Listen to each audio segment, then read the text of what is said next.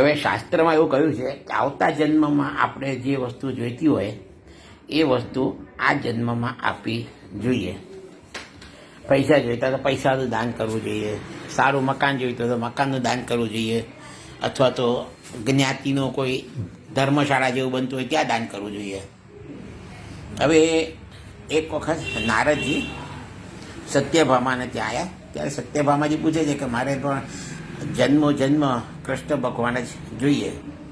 એ નારદજીએ કહ્યું એક કામ કરો, તમે કૃષ્ણ ભગવાનને દાનમાં આપી દો.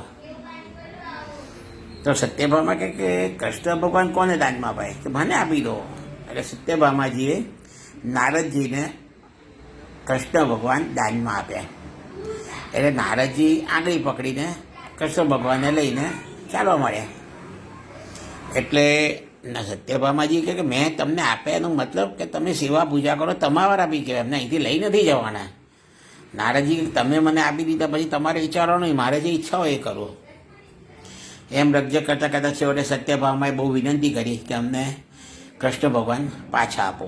તો નારદજી કહે છે કે એક શરતે હું તમને પાછા આપું, કે ભગવાનના વજન જેટલું સોનું મને આપો.